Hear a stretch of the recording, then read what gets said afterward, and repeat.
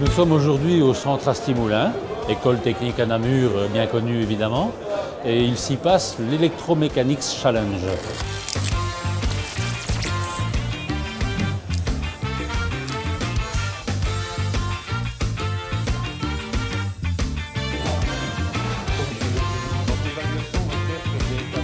Electromechanics Challenge, c'est bien plus qu'un simple concours.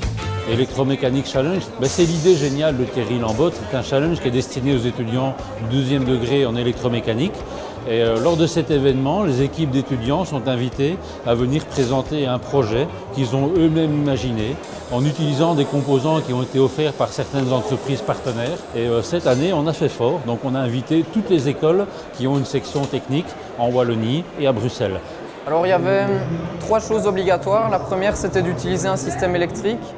La deuxième, c'était d'incorporer un système pneumatique et que le tout fonctionne avec une chaîne. Donc j'ai réalisé avec ma classe de 4e réorientation une table de jeu. Donc il y a un disque qui tourne avec un trou dans le disque. Et le but du jeu, c'est de lancer une bille au bon moment pour qu'elle passe à travers du trou.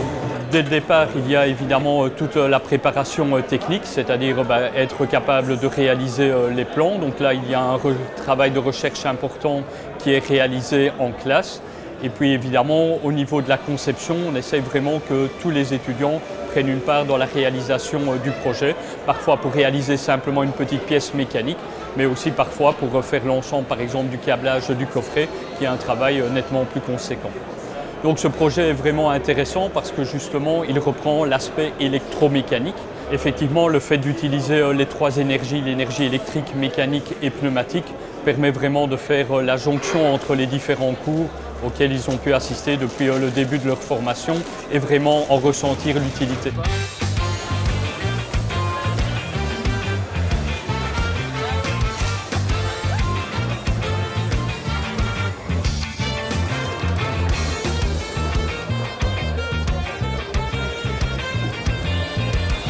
L'objectif est d'arriver à reproduire le fonctionnement d'un petit bureau d'études avec la création d'un projet, son test, son évaluation, sa correction, etc.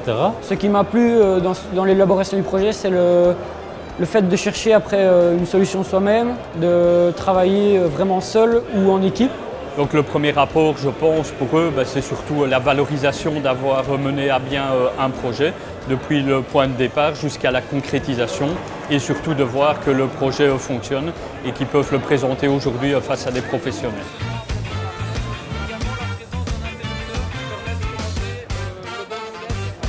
Le jury était assez sympa avec nous. Comme c'est des gens issus du milieu professionnel, ils voient un petit peu ce qu'on a fait, ils posent des questions parfois un petit peu plus techniques et ça nous intéresse. Et je ne vois pas forcément ça comme un jugement, mais plutôt un partage avec quelqu'un de ce milieu-là qui peut nous apporter des choses, nous montrer des choses. Ce qui me fait ressortir de ce projet, c'est surtout le fait qu'on doit prendre plus de responsabilités tout seul, on est plus responsable, on se sent plus adulte parce qu'on nous donne des responsabilités, du travail à faire soi-même, seul, donc ça c'est bien. Et les activités qu'on fait à l'école ici, c'est parfait pour notre futur. J'apprends mieux sur le terrain que si on reste assis sur une chaise, parce qu'on nous montre. Quand on est sur le terrain, on nous montre comment faire et on fait.